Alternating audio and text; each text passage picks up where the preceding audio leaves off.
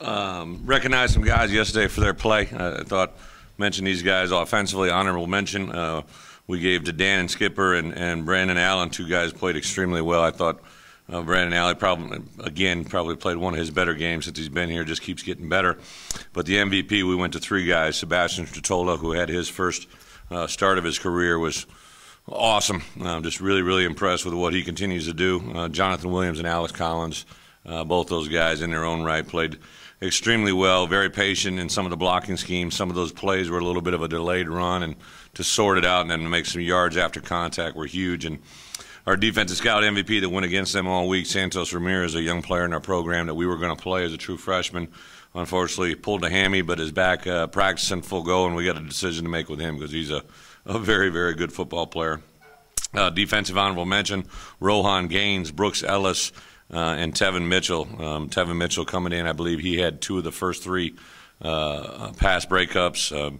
Really looked good last week in camp, and Brooks Ellis got his hands on 4 different balls as a Mike linebacker. It's kind of that's a high total for me in my entire coaching career. And Rohan Gaines, you saw that play he made over on the sideline. A lot of times that might take a guy that's having a good year or something like that, and just one play like that can literally catapult his confidence level to a high level. So excited about that. But our MVP by far was Martrell Spate, a guy that was very active in all phases of the game. Obviously had the big pick that turned the corner, but would really put a lot into his preparation. It's fun to see him get the dividends of the play that he's in. And our offensive scout MVP that went against them all week, Eric Hawkins. I can't say enough about this kid and the growth that he's had last spring and this fall.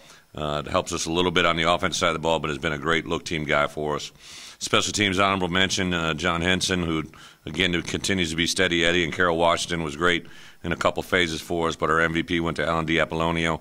You never really talk about him, mention him as a snapper. That's a good thing, and was great in our protection last week as well. Scout MVP was Josh Harris, once again, a kid that just continues to blow us away in everything he's doing. And one of the things that I'm sure a couple people have asked and inquired about it, we do a new thing this year. We're calling our helmet stickers. We do different things that they can get awarded for. Obviously, routine things like touchdowns, certain accomplishments, 100-yard rusher. Not only does the 100-yard rusher get it, all the O-linemen, tight ends, fullbacks, and wide receivers that block for them. If you start on 2 or more special teams, different things on offense and defense and special teams that allow those guys to get that helmet sticker recognition only after a win. And that's kind of a fun time on Sunday to recognize and award those out. So a lot of those went out. I tweeted out last night and was very, very excited to get in on Sunday. Sometimes you get out of those games and no one's really got an owie or an injury or anything like that, and you come in Sunday and you get surprised. But our guys were really came out of it pretty healthy and showed up on Sunday ready to work. We kind of did the same plan we did a week ago. We put to bed the Texas Tech game and jumped into our Northern Illinois preparation, a team that's won 17 straight road games, got the longest one going in the country, a very experienced team in winning. Been to a couple BCS games going back. I began to follow that team a lot when I was at Wisconsin and played against them on a couple different occasions. Jerry Keel, who got the whole thing really kind of rolling in the right direction that it's been on now. And then he turned it over to Dave Doran, and Dave obviously was my former defensive coordinator, did an outstanding job, and now to turn over the reins again and see them continue to have success, it's pretty impressive. And we've got a tremendous challenge coming in here on Saturday. Yeah. So I know you're focused on this week, but can you kind of explain the sense of gratification that maybe you had for your guys and for you, where you're at now? And a lot has been written and said and all that stuff. I knew coming here what I was getting into, whether it was to the extent or whatever. I freely took that opportunity. That's something I made a decision to do. The people that didn't willingly go into it were fans, were players. People that were part of this process, not by their own choice or really their own decisions. When I made the opportunity or made the decision to come here, I really did look at the fact that the players, I thought, would really buy into the fact that they really weren't a part of what maybe caused this initial reaction. Obviously the reaction or the actions of one man kind of spiraled that first thing. And yes, then they're all a part of it, but I guess to go where I'm going with it, it's fun to see, to fly back on that plane and to watch my coaches and our players and have an understanding of what you really just saw and witnessed was the results of what we have done. You know, I talk about our fifth Arkansas edge to be that you earn everything. I mean, you really felt, and you could see it in our players' eyes, that they really felt they earned that by what they had done and what they had accomplished. My phone blew up, my email, my everything from A to Z. But I tell you what, last night I was driving home, and I always listen to Sirius XM college football radio, just because it's always got football on, you know. And if it's not during the summer and I'm in my Jeep and I got tunes going, I'm usually listening to that. And I'm driving home last night, and obviously it's a delayed broadcast because it's late evening, and they got on Russ from Fayetteville. I don't know who Russ from Fayetteville is, but he was awesome. It was just awesome. It was to hear. You know, I've been listening now to that show for a year and a half, and I'm not saying we're on the stage yet or anything like that, but to have something, to have that, and you know, I actually sat in my car and waited for it to get done because I enjoyed listening to it, and they were having some fun with it, and so I turned my car off, and I get up early this morning, and I pop on my car, and literally I'm pulling out, and it's another guy from Fayetteville. I don't know who it was, but it was a Hog fan, and he was woo-pigging at very early hour this morning. And to have that, go to bed and have it wake up, and to have that be a part of what's going on, I mean, that was kind of cool. It was really good. I know expectations are for fans, but for you, now that you've seen what you've seen the last 2 weeks, have you adjusted or surprised at all by how quickly they... Not really. You know, and I know you guys think I'm throwing out coach speak and rhetoric. I saw things coming. I mean, I really, I know what we're doing. I know how we need to do it. I know the way that we have to do it. What I really enjoy, you know, I met with Ben Herbert for a half hour this morning about modifications, not for just this week we're in, but for the next week and during the bye week. I'm just always 3 weeks in advance. I think, you know, 3 months in advance, 3 years in advance when we talk about future scheduling.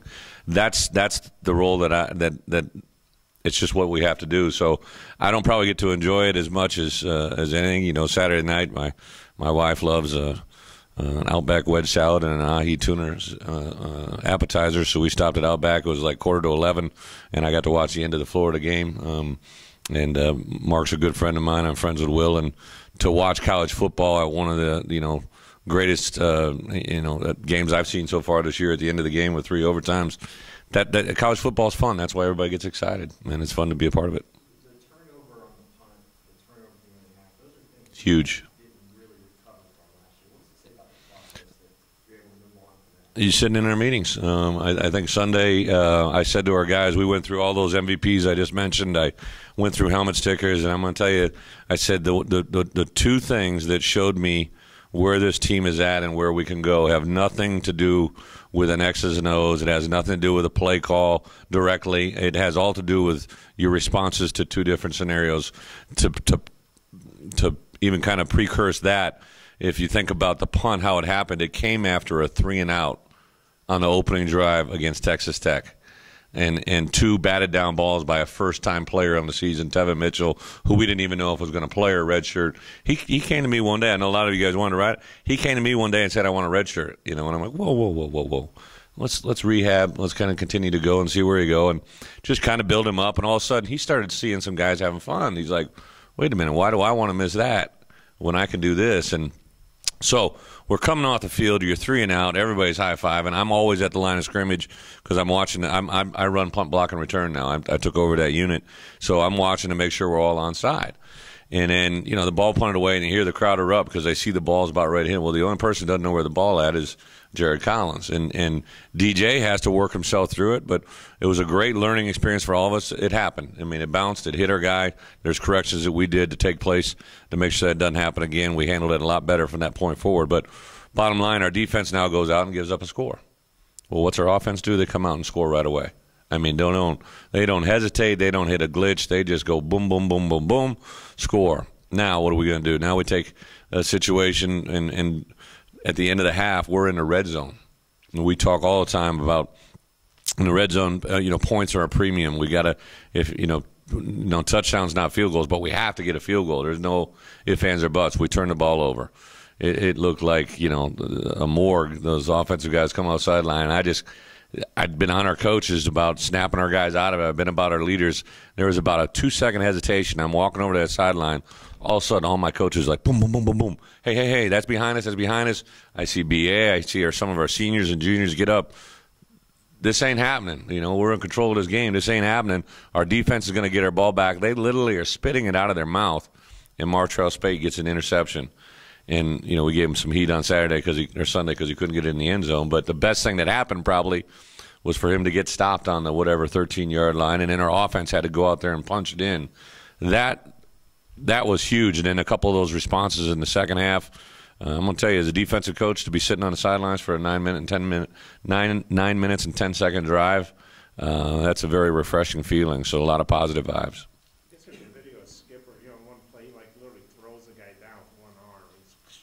Yeah.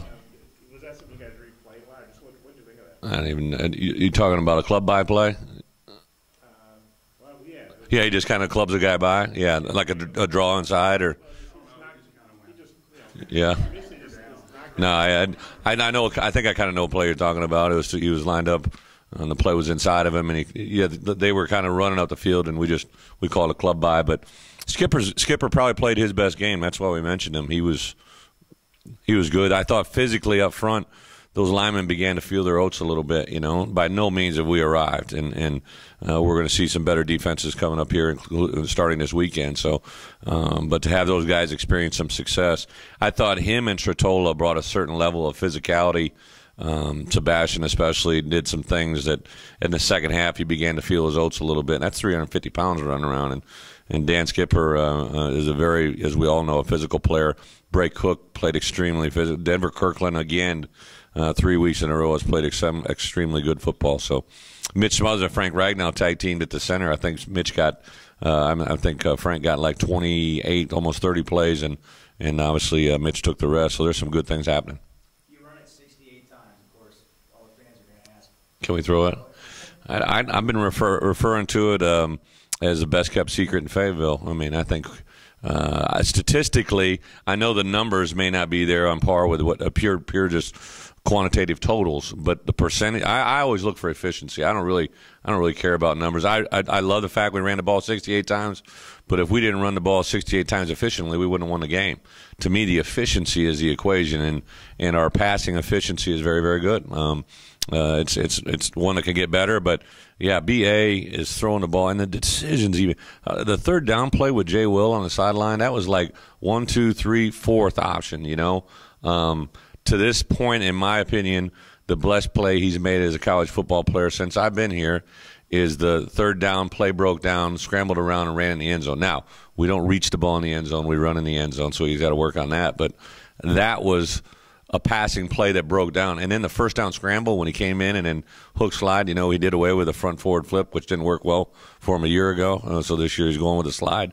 And again, an efficient play out of a passing play. So some of our passes, there's 2. We would have added 2 more, Bo, to our pass total if he hadn't scrambled. But they probably would have been incomplete, so we're better off running it. You also had a couple of receivers fall down on a touchdown. Good, what? You had 2 receivers fall down on routes and a touchdown. Yeah.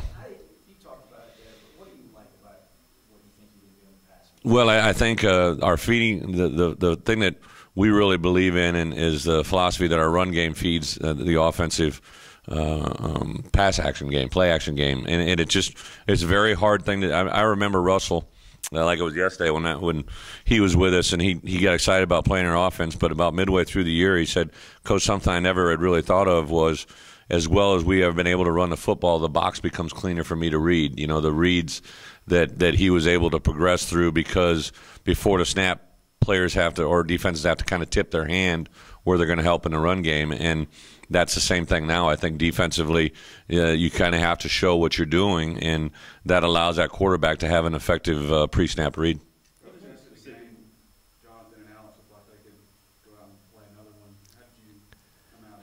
And I think they were tired. I think Alex left half his lung out there on that 80-yarder.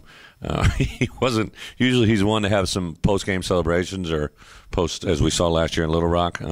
I do think he's getting an outstanding reputation of handing the ball to the official, but even on that one, he couldn't even muster it up to hand to the official. I thought it was a great learning point on that play that he's got to finish through the goal line, not just for the ball security, but a lot of times when injuries occur is when a player lets down before someone else does. And case in point there, the Texas Tech kid went to rip the ball out, but if he had gone on an ankle swipe or a leg swipe, he could have seriously injured Alex, and I think that was a great learning point for us all to have. But I thought both of them showed great condition. We nominated both of them for SEC MVP. I couldn't. How do you decide? Jay Will had 4 touchdowns. Alex had 2, but he had 211. He had 150. It's a great decision. I said, let the SEC decide that. I think they're working well with one another. I think that's very evident. Obviously, I'm sure I'm going to get the question about Corliss, and we'd love to get him involved in the game plan as well. But we have a big philosophy in this program. You earn what you earn everything, and he's got to step up his preparation to get himself out on the field more and to give us an idea that he needs to be on the field more. He has to earn it during the weeks of practice. No, but you're exactly right, without a doubt. Now, before Saturday, no. I think it showed up Saturday, so I think that I'm trying to avoid a story before it's created. I think that I didn't go into Saturday and say, hey, we're not going to take Corliss from the line of scrimmage X number of plays because he's had bad ball security. That isn't the case. But now you've put it on film. Film does not lie.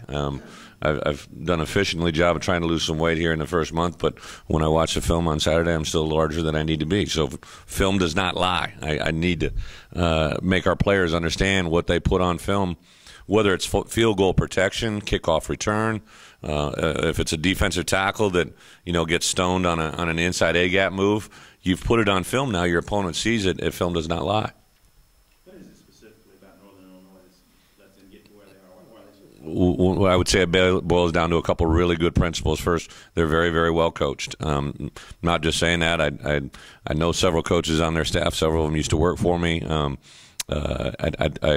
I think that they are extremely well coached. One of the things that I love to do on Sunday night is just kind of take a big picture view of the last 2 games, no matter where we are in the season. And you just don't see. Sometimes there's some glaring things you're like, oh wait, can't wait to expose that. I can't wait. You just don't see it. They play extremely hard. There's an edge to them there that they play in every phase of the game, offense, defense, and special teams, with an edge to them that is very, very apparent. I think for even the most naked eye to be able to see that's very, very real. And then third thing, without a doubt, I think the kids expect to have success. When they don't convert on third down, they're pissed. On defense, when they let up a first down, they're mad. And I always call them the all shucks guys, and we had some of that a year ago, Oh, shucks, I didn't catch that. Well, shucks don't count, man. I need to see you be upset about what's going on around you, and that's very, very evident everywhere on NIU film. How was it that you guys were able to get your hands on so many balls and the linebackers effective in covering? Well, I think it comes down to 2 things: the execution of the plan, and then also just the belief in the players to do it. I think on Wednesday, we had something like 15 interceptions in practice, where guys were breaking on balls and batting them down. And I want to make our hands get on balls and I'll keep them. Josh Josh had an unbelievable break on the sideline there, couldn't come down with it. Brooksy had one bang off his shoulder pads. So there's some great examples of being able to keep them on film. But also I think the scheme allowed our guys to play with a certain leverage and a technique. And I'll tell you what, the most impressive part to me, Tom, I think more than anything, a lot of those plays where they're coming over and they're breaking a ball down by reaching around. A lot of times there's a grab on the back or a pull that gets called, and they weren't there. I know a lot of people in the stands. When I popped on film, I expected to see maybe 3 or 4 that we didn't get. They weren't there. I mean, the kids' techniques. I give direct credit to Clay Jennings, Randy Shannon, Rob Smith, and Roy Segrist that was the lowest total production in a Cliff Kingsbury run offense. Since he's been there, and they played a lot of football. He has. I think, Nate, that he was a kid, too, just to put the premium on another little advertisement for our camp. He was a kid we liked on film, but when he came to camp, we loved him. He took coaching. He played with an intensity. He lit up right away when we coached him. There's certain things that you can always watch and evaluate on film. I've been, on the whole plane ride over on Friday afternoon and then on Sunday morning, I try to watch as many evals as I can on high school kids, and you can see good players, but you don't really know how well they take coaching. That kid came into camp and was lights out. Comes from a great program in Rummel. That him and Dwayne Eugene are two of the most probably enjoyable kids to be around. There's no doubt in my mind why Rummel is great every year. It's because they have kids like that love to be coached, and they're very good athletes. You really want me to comment on that? All right. How impressive is that? Whoever you're playing wins 17 straight. 100%. Well, like I said, I played these guys twice in my career. We played them once in I think the Iowa game last year, if I'm not mistaken, was in Soldier Field. I could be wrong. So it was a road game, but it really wasn't a road game. We played them in Soldier Field as well. I think the fact that they're playing a Big Ten team, I saw the little advertisement they took out last week in the Chicago Tribune, and they're an extremely confident group. I mean, they not to steal Pat Hill's Fresno State philosophy, but anytime, any place, anywhere, I think they really buy into that. Dave Doran, who's a great friend of mine, coached there, and I think when we got together during the out of season and talk about things, one of the things that he said was just how much of an edge those kids played with that was installed before he even got there, and it's very, very evident on film. You guys did like 49-7, I didn't you? don't talk specifics. We won the game. Is that one of those you really don't like on the schedule when you kind of maybe you don't get the credit for being in reserve and they're because Texas Tech? No, Northern Illinois. Oh no. Well, we're playing them Saturday, I think that the part that last year's team was a BCS team, and the year before that was. No matter what they say about how that all happened and unfolded, they were there, and the reason they were there is partly because of that 17 game road wins, and also in addition to beating Big Ten teams, and they beat two Big Ten teams a year ago. If they didn't beat those two teams, they wouldn't be in the BCS. So I thought watching the film, I was not surprised at all with the way that they've been executing. And obviously the correlation from last year to this year is very, very clear. And they got different players, but the schedule is what it is. It's been very well documented to me that we have several teams that are in the top 10 and top 15 from the SEC West and the SEC in general. All I'm worried about is Northern Illinois. Jordan Lynch was kind of such a factor last Yeah. year. Well, they're using a couple different guys. I really don't know which one they're going to go with. 12 was in there and looked really good, but they've used three different guys this fall. Jordan Lynch was a phenomenal player. That was the last time we played him. He was the Q for most of it. But their quarterback makes them go offensively, but they got some really good players around them at wideout and running back. How do you compare their defense, or what's the contrast to what you just said? Northern Illinois. Well, they have some 3-4 principle, but it's a 4-man front. There has been a little bit of transition there. They had some, they had a player get drafted last year, a safety that was one of my favorite players to watch on film, who had been there a long time. He played the last time we were there, so they lost some key players, and I think they're trying to get a fit for what they're doing. But they're a quarters team, 4-3. They do a little bit of everything, some man free. Again, it's not so much, and I mean this with due respect, it's not so much what they're playing, it's how they're playing. You can take any scheme and throw it out there. If the kids don't believe in it or have faith in it, it's not going to be very good. The scheme that we ran a year ago had been very productive for us in years prior, but if they weren't wholesale into it, or if it wasn't working, it doesn't work at all. Whereas now you got the evidence of our defense this past weekend and what they're able to do should carry forward, but it's totally different this week. So their defense, it's going to be a direct reflection on what their kids believe in. If they're giving up 81 yards rushing per game, is that more who they play? Yeah, I know this. They can run the ball very, very well, and I think anytime it's been my experience in coaching that when you have a team that runs the ball effectively, they usually can defend it effectively, and that's what I'd like our team to be signatured as. And so us to know that we've got a team that's put up a lot of yardage production, but I think that they would be the first to tell you that at least Rod, in my opinion, as a head coach, has been pretty clear that he wants to be able to run the football and stop the run, and that's exactly why they've done it. I guess I'm seeing here on Twitter, Luke's the first recipient of the Gary Bettman. Yeah, I didn't want to announce that. I wanted Luke to have a chance.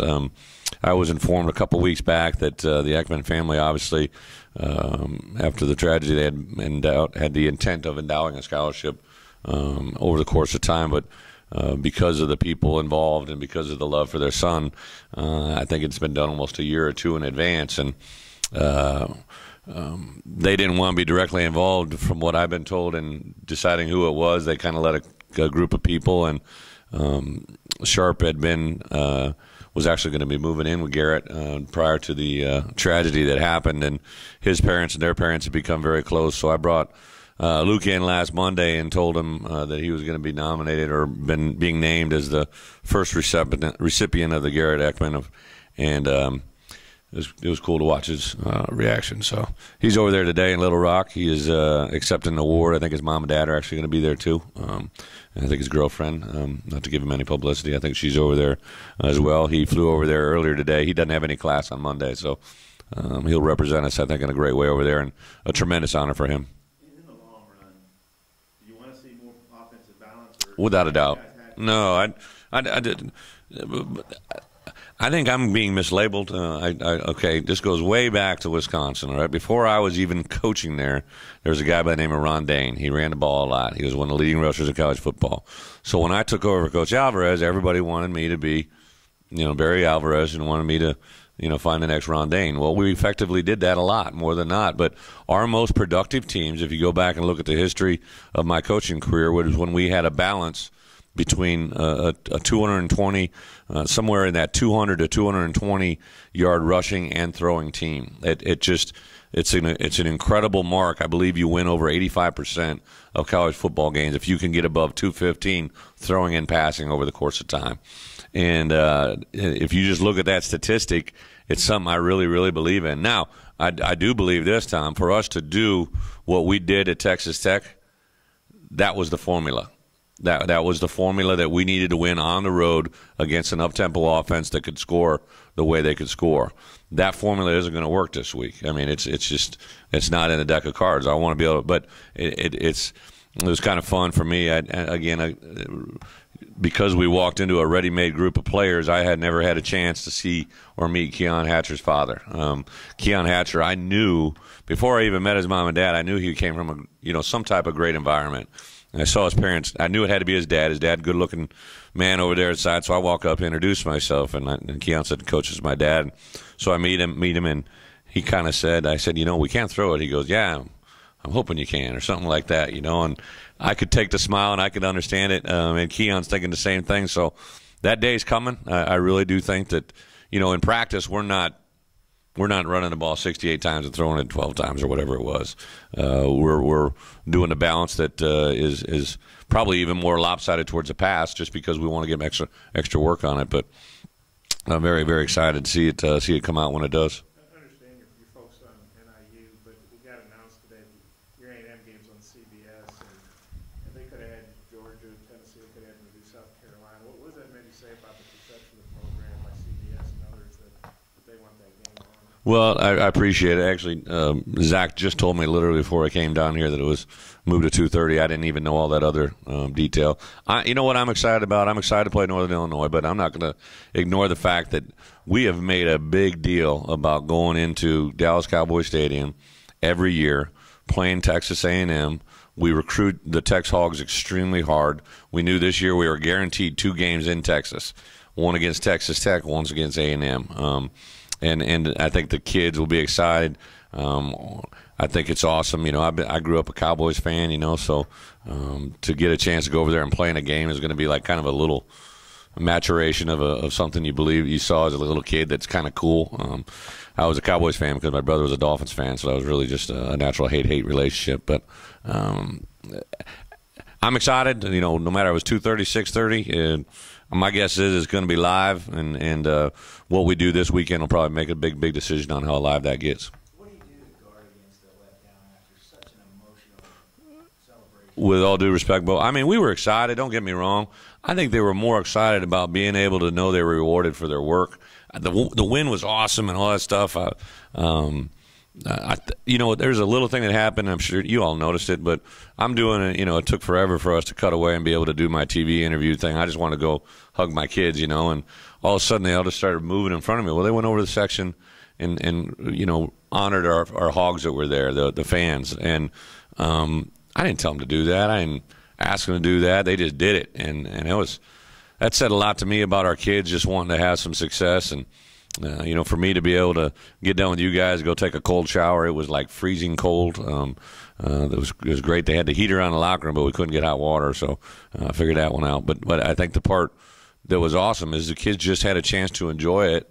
And if you want to have an assurance of not letting them, just put on Northern Illinois film. They get after people. We had a great introduction last night, and tomorrow I think one of the greatest roles we have as coaches is a humbler. We'll make them very humble. I think Collins didn't play on the team after that fumble play, and Richardson went in for him. Is that right? Yeah, but that wasn't by any intent or nature. What we started doing, we played a package called Allstate. It's my cheesy little way of saying that you protect yourself against everything. It was kind of a punt safe look. There's 4 D linemen, 4 linebackers, safeties, and 2 corners. And when I put that team out there, my 2 corners were Kevin Richardson and Andre Tolliver, 2 younger kids I was trying to get in the game. So that it didn't have anything to do with that. Kevin Richardson played some cornerback. Mm-hmm. Yep, corner. Actually played nickel. So him and Tevin Mitchell were our 2 nickels in that game. We weren't going to play much base defense just because they never have a tight end in the game. So, he's a redshirt freshman walk-on who's been incredible. Andre Tolliver, Kevin Richardson, Cornelius Floyd, Josh Lydell. That's 4 guys. That's a secondary in this recruiting class that pretty special, really special. I did. I'm going to reach out to him today. We had a chance to talk before the game. I knew his history of being in the SEC as a coordinator and everything like that. And I was told, actually, Zach told me as well, it was a health issue. So I'll definitely reach out to him and wish him the best and everything that he's going through right now.